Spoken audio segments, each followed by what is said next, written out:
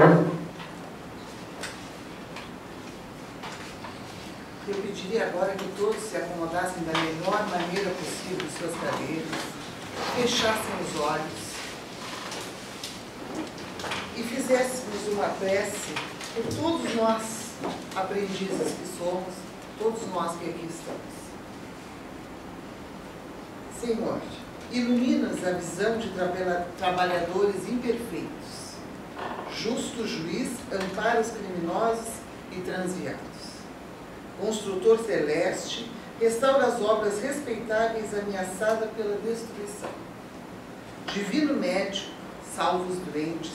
Amigo dos bons, regenera os maus. Mensageiro da luz, expulsa as trevas que ainda nos rodeiam. Emissário da sabedoria, esclarece-nos a ignorância. Dispensador do bem, compadece de todos os males. Advogado dos aflitos, reajusta os infelizes que provocam o sofrimento.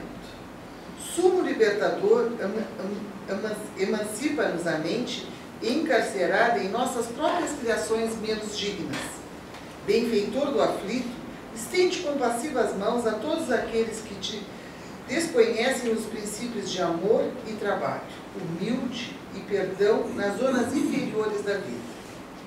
Senhor, eis aqui os teus servos incapazes. Cumpra-se em nós a tua vontade sábia e justa, porque a nossa pequenez é tudo o que possuímos, para que, em teu nome, possamos operar a nossa própria redenção, hoje, aqui e agora. A exposição desta noite está a cargo do nosso amigo José.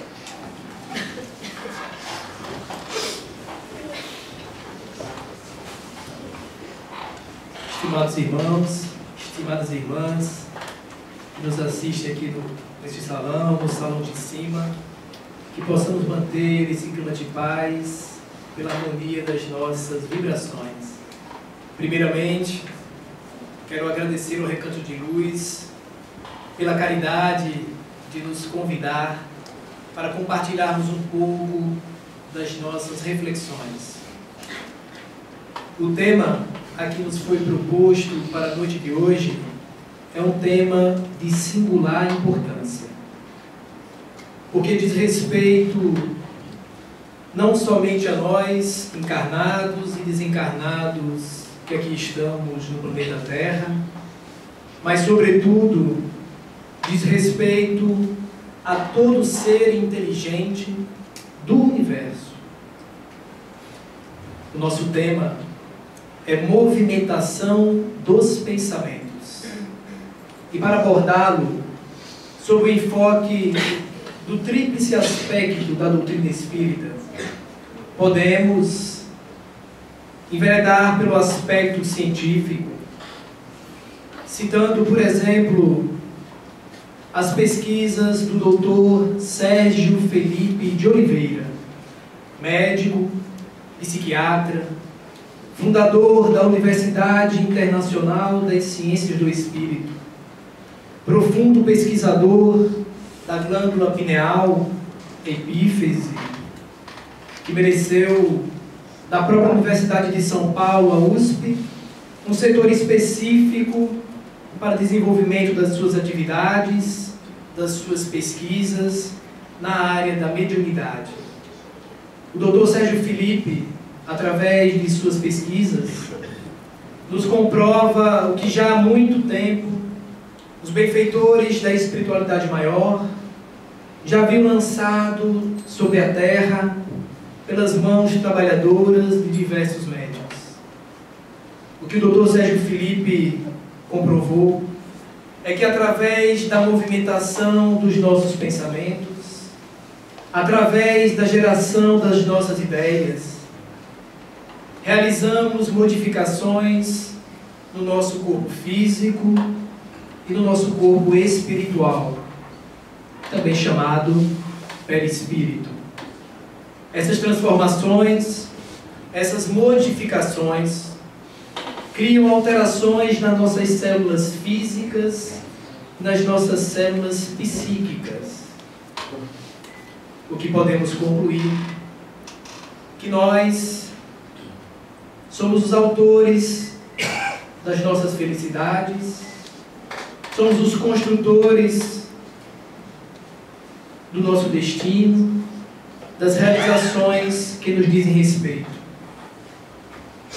Vamos encontrar também nas pesquisas do Dr. Júlio Pérez, neurocientista, com pós-doutorado no Centro da Mente e Espiritualidade, na Universidade da Pensilvânia, nos Estados Unidos, cujas pesquisas que envolvem a terapia de vidas passadas para a solução da problemática das memórias traumáticas, nos diz que as transformações fruto da modificação que os nossos pensamentos realizam alteram não só a nossa vida presente, mas também as nossas vidas sucessivas. O que para nós podemos concluir que nós somos herdeiros de nós mesmos. Não poderíamos deixar de citar, neste aspecto, o avanço das pesquisas da física quântica por um notável indiano, o Dr. Amit Goswami, que em uma de suas memoráveis obras, A Física da Alma, cujo subtítulo é, abre aspas, provas científicas da existência de Deus, da reencarnação e das experiências de quase morte, fecha aspas, vem nos dizer que através dessa dinâmica da movimentação dos nossos pensamentos, que nós realizamos o chamado colapso quântico, que nada mais é que a escolha da realidade que desejamos vivenciar dentro de um leque de realidades possíveis. Nós vamos identificar com as pesquisas do Dr. Amit Goswami que é fruto dessa dinâmica da geração das nossas ideias que se corporificam através dos nossos pensamentos, que tudo que ocorre ao nosso redor diz respeito a nós mesmos. Enveredando pelo aspecto filosófico, nós vamos mergulhar no mundo das ideias do inesquecível codificador Allan Kardec, espírito de escola, que possuía como guia espiritual nada mais, nada menos que o próprio Espírito da Verdade, que lhe aparecia durante um quarto de hora por mês para tirar-lhes as dúvidas. E vamos encontrar na introdução da obra O Livro dos Espíritos a sua ideia expressa da seguinte maneira: os espíritos atuam sobre o mundo material e sobre o mundo moral, agem sobre a matéria física e sobre os nossos pensamentos, sendo causa eficiente de uma multidão de fenômenos até então inexplicados ou mal explicados. O que para nós abre a seguinte reflexão: se nós somos acometidos dessas influências, se nós sofremos as constantes sugestões de nossos irmãos desencarnados, será se é possível realizarmos a distinção dos pensamentos que nos são próprios daqueles do que nos são sugeridos? Será se é fácil realizar essa distinção? Conseguir realizar, saber se aquele pensamento é meu, é nosso, ou se ele foi sugerido, sugestionado, um pensamento invasor? Eu peço licença para citar sobre esse assunto no livro Nos Domínios da Mediunidade, o Espírito Aulus, ao instruir o espírito de André Luiz e seu companheiro de jornada neste livro, o Espírito Hilário, sobre essa questão da distinção entre o nosso pensamento e o pensamento que nos pode ser sugerido. O espírito Hilário acabara de comentar da dificuldade que deve ser realizar tal distinção.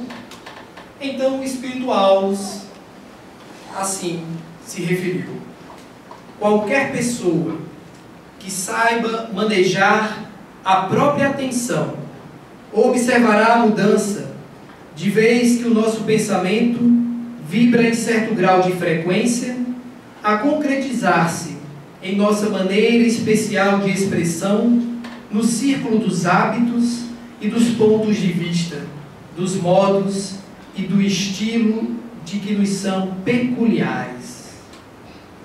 O que podemos concluir? Que tal distinção não é impossível, nem muito menos difícil. Como o Espírito nos esclarece, basta que prestemos um mínimo de atenção sobre nós mesmos, que vamos reconhecer que o fruto dos nossos pensamentos, das nossas ideias, nos caracteriza. Os nossos hábitos, os nossos costumes estão impressos em nós, na nossa maneira de ser, na nossa maneira de se comportar. Sendo assim, diante daquele pensamento que nos acomete, basta um mínimo de atenção e alcançaremos esta distinção, esta diferenciação dentro dos nossos pensamentos, da faixa de vibração dos nossos pensamentos. Vamos encontrar em outro francês, filósofo, Leon Denis, que foi companheiro contemporâneo de Allan Kardec, não só no século XIX, na França, mas também no século V a.C., no tempo dos druidas. Esse francês de mente brilhante escreveu em sua obra As Potências da Alma, de que nós podemos ser o que quisermos ser. Ele nos diz: sabei querer ser maiores e melhores. Tal é a noção do progresso e o meio de realizá-lo. Tal é a força mental, originária de todas as outras forças físicas e psíquicas. E nos diz que nós podemos realizar tudo aquilo que desejarmos. E quando alcançarmos esta consciência, não mais teremos que temer os desapontamentos, as desgraças, as dores, as doenças e a morte. Teremos feito de nosso eu inferior e frágil uma alta e poderosa individualidade. Finalizando o aspecto filosófico, vamos encontrar em um brasileiro de mente ímpar, Herculano Pires, escritor, filósofo, que escreveu diversas obras ainda tão pouco estudadas por nós espíritas, e encontramos em uma especial a obra intitulada Mediunidade, que ele nos diz que nós nos concentramos de maneira tensa em nossas ideias para solucionar os nossos problemas, que criamos um obstáculo, uma barreira, impedimos o fluxo natural das ideias, dos pensamentos, a maneira de uma tartaruga que se fecha em seu casco para se proteger do mundo exterior. E dessa forma, nos fechamos e nos acrisolamos em nossa angústia, em nossa tristeza, dificultando assim a resolução dos nossos problemas, das nossas dificuldades.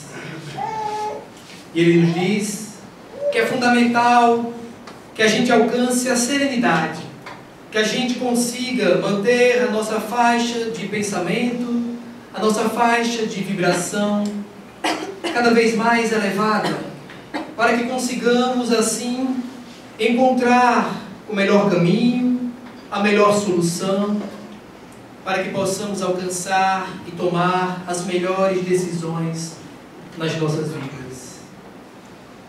queridos irmãos,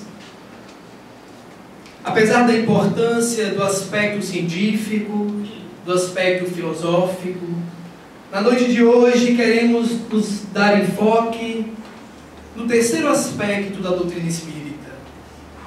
E para isso, convidamos todos nós a uma viagem no tempo.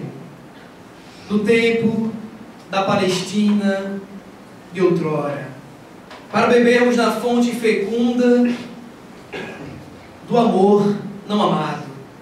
A imagem que aqui está não está por acaso. Ela é fruto da movimentação dos pensamentos de uma criança prodígio, uma americana, Akiane Kramarik, que aos 4 anos de idade iniciou-se nas artes plásticas. Conforme ela já asseverou em diversas reportagens, os anjos lhe apareceram e lhe aparecem constantemente, alertando-a de sua missão na Terra, de que ela deve levar paz e esperança através de sua arte. E assim ela faz já há muito tempo. Uma obra de Akiane Kramarik, hoje na casa das centenas de milhares de dólares, cujo recurso ela destina para minorar o sofrimento de seus irmãos na África e nos mais diversos lugares da Terra. E aos 8 anos de idade, esta criança orou a Deus, pedindo para que lhes fosse mostrada a face verdadeira de Jesus, para que ela pudesse, através de sua arte, homenageá-lo.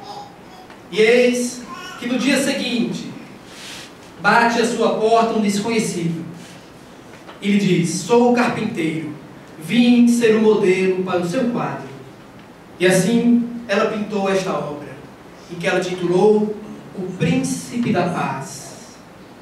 E é nessa fonte fecunda que vamos beber nesta noite. Aproximando-se o término de sua passagem pelos caminhos da terra, decidiu Jesus reunir mais uma vez os 12 discípulos para ministrar-lhe aos seus corações o ensinamento sagrado de sua doutrina de redenção. Naquele crepúsculo de ouro, por feliz coincidência, os apóstolos encontravam-se reunidos na cidade de Cesareia de Filipe para, um pouco mais, estarem reunidos com Jesus e receberem de sua voz inconfundível a mensagem que modificou os caminhos da terra. Jesus, após longa conversação com os apóstolos, em que confidenciava aos seus corações os desafios do futuro do Evangelho, olhou serenamente para cada um dos companheiros e perguntou: que dizem os homens a meu respeito? Por acaso terão compreendido a substância das minhas pregações?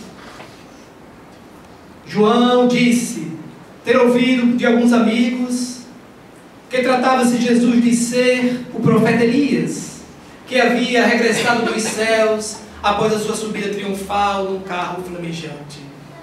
Simão, o Zelote, disse ter ouvido de alguns habitantes do Tiberíades que tratava-se Jesus de ser o próprio João Batista ressuscitado. Tiago, filho de Cleófas, também conhecido como Tiago Menor, respondeu-lhe que ouvira de alguns companheiros da sinagoga que tratava-se Jesus de ser o profeta Jeremias. Jesus, que ouvira com habitual interesse aquelas colocações, inquiriu mais uma vez: os homens se confundem em suas ideias e interpretações, mas vós, os que tendes comungado comigo a todos os instantes, quem dizeis que eu sou? Certa perplexidade abalou a pequena assembleia. Simão Pedro, porém, demonstrando estar envolvido pela claridade divina, respondeu: tu sois o Cristo, o Salvador, o Filho do Deus vivo. Bem-aventurado sejas tu, Simão, respondeu Jesus, porque não foi a carne que te revelou estas verdades, mas o meu Pai que está nos céus. Neste instante, entregaste a ele o seu coração e falaste a sua voz. Começas a edificar no teu coração o santuário vivo da fé viva. E sobre essa fé edificarei a minha doutrina de paz e esperança, porque contra ela jamais prevalecerão os enganos desastrosos do mundo. Simão sorria, confortado com o que considerava ter sido um triunfo espiritual, enquanto Jesus permanecia esclarecendo a comunidade acerca da necessidade da edificação do reino de Deus no santuário interior do espírito do homem. E Jesus, como que preparando o espírito dos companheiros, disse-lhe: Amados, importa que eu vos esclareça o coração, a fim de que as horas tormentosas que se aproximam não vos turbem o entendimento. Tiveram, através da revelação de Simão Pedro, a claridade divina. Conforme está escrito nas Escrituras, sou aquele pastor que vem a Israel, reunir as ovelhas perdidas do imenso rebanho. Veio colher as moedas perdidas do tesouro de nosso Pai. E qual é o pastor que não presta contas do seu rebanho ao dono do aprisco? É indispensável, pois, que eu sofra, conforme está escrito nas Escrituras. Aproximam-se as horas em que serei envolvido pela traição. Mas, em todos os instantes, terei sob a minha proteção os desígnios daquele que me enviou. Mas é necessário que se cumpram as Escrituras, conforme asseverado por diversos instrutores da espiritualidade que me precederam no caminho. Está escrito que eu padeça e não fugirei ao testemunho. Após a sua colocação, uma pequena pausa que Jesus fez, o apóstolo Filipe, emocionado, indagou: Mestre, como pode ser isso? Se sois o modelo de bondade, acaso é esse o prêmio às vossas obras de amor e sacrifício? Jesus escutou com a tranquilidade de sempre aquela colocação do apóstolo Filipe e retrucou: nas considerações do meu trabalho, vim ao mundo cumprir os desígnios daquele que me enviou. Além disso, a minha tarefa se dirige a todos aqueles que estão presos no cativeiro do sofrimento, da dor, da expiação. Importa que todo ensinamento somente é válido quando damos o testemunho da própria experiência. O meu reino ainda não é e nem pode ser deste mundo. Daqui a instantes entrarei pelas portas de Jerusalém para sofrer as mais penosas humilhações. Os príncipes dos sacerdotes me coroarão a fronte com a suprema ironia. Serei arrastado pela turba como simples ladrão. Cuspirão na minha face. Vão me trazer fel e vinagre quando manifestar sede. Sentirei as angústias mais profundas, mas sempre estarei ligado ao Pai que me enviou. Após uma pequena pausa, Simão Pedro se aproximou de Jesus, alterando-lhe a vibração de momentos anteriores e indagou: Mestre, convém não exagerar nas suas alocuções, onde já se viu que o Senhor pudesse passar por tudo isso. Isso apenas demonstraria que o Pai não é tão justo. Simão, cala-te, respondeu Jesus energicamente. Tu estás agindo como os adversários do Evangelho. Será que até tu, Simão, não me compreendes, atendo-se apenas às coisas dos homens, distante das coisas celestiais? Aparta-te de mim, Pedro, pois agora falastes pelo espírito do mal. Jesus, percebendo que o apóstolo se emocionara até as lágrimas, levantou-se e disse: aquele que quiser seguir-me, renuncie a si mesmo, tome a sua cruz e siga-me. No dia seguinte, a pequena comunidade que já se punha caminho para a nova cidade, Simão Pedro ia triste e cabisbaixo. Não conseguia compreender porque Jesus houvera sido tão severo para com ele.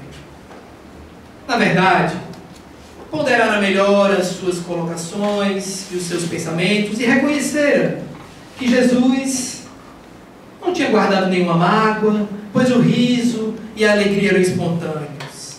Mas não conseguiu resolver aquela angústia em seu coração e se aproximou mais uma vez de Jesus e perguntou: Mestre, gostaria que me explicasses o porquê de ter dito aquelas coisas comigo, se há poucos instantes houvera dito que eu era porta-voz dos céus e depois apenas demonstrei meu carinho de discípulo sincero e dissestes que eu fui intérprete dos inimigos da luz.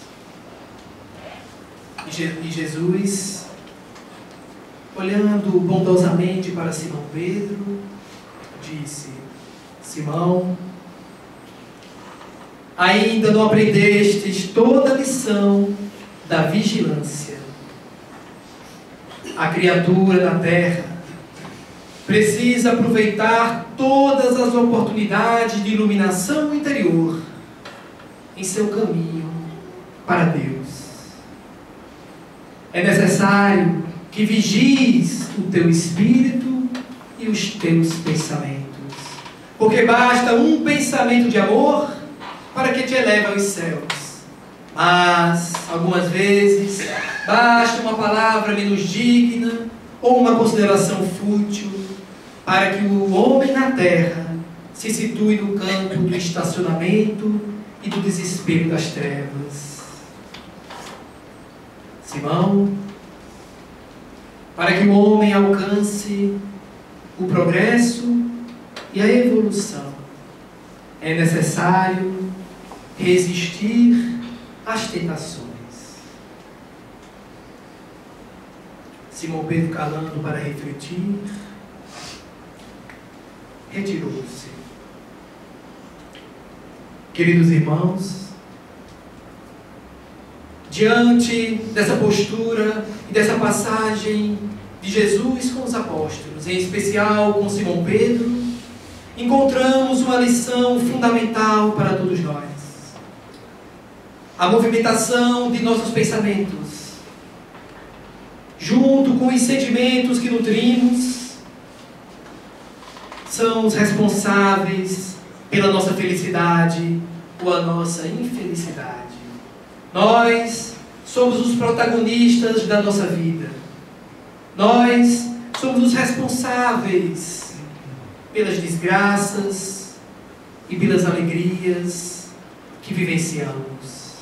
E é fundamental, meus amigos, que elevemos o nosso padrão de vibração, que alimentemos ideias do belo, do bom, dos sentimentos nobres, para que sejamos capazes de afinar os nossos corações e esses pensamentos pelo diapasão do amor do Mestre de todos nós. É fundamental para que possamos ser capazes de sentir na própria natureza no altar que é obra e criação da mente de Deus, através de seus notáveis co-criadores, e assim seremos capazes de sentir a presença divina, dessa divina bondade, reconhecendo em cada ponto da terra a sua criação e a sua providência, fazendo com que todos nós, diante do altar da natureza, alcancemos a reflexão.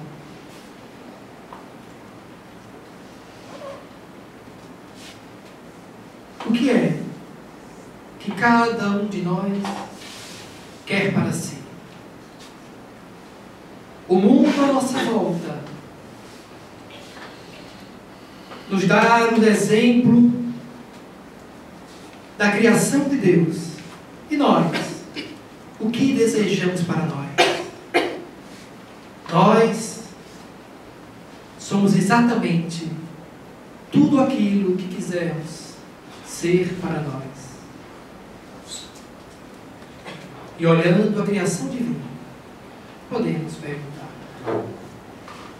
Perguntai a flor virente, de pétalas multicores, que com mágicos olores perfumam o vosso ambiente.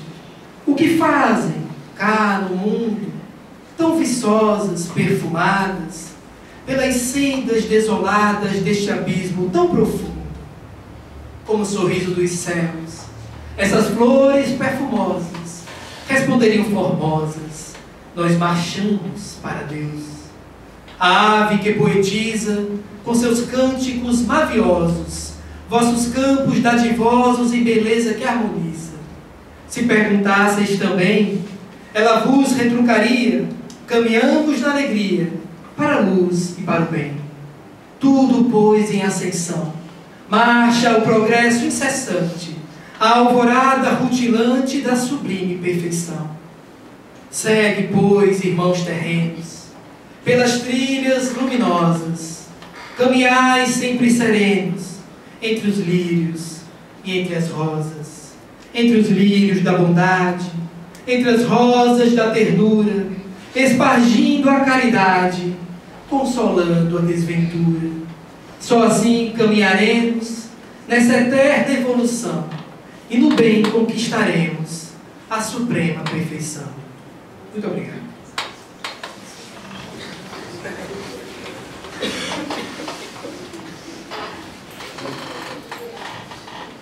Agora vamos fazer uma prece antes de passarmos para o passe. Por todos aqueles cujos nomes nós trazemos e colocamos aqui nas caixinhas, ou por aquela pessoa que nós sabemos que neste momento está necessitando, que nós possamos fechar os olhos e pensar nela. Essa pessoa pode ser nós mesmos. Pai nosso que estás no céu, santo e puro, seja sempre o seu nome. Seja feita sempre a sua vontade, não a nossa, tanto aqui na terra como em qualquer espaço. O pão nosso que o Senhor nos oferece todos os dias para que nós possamos alimentar o nosso corpo físico e o nosso corpo espiritual, só temos que lhe agradecer. Ensina-nos, Pai, a lidar com todas as dificuldades e armadilhas que estão no nosso caminho. Que assim seja.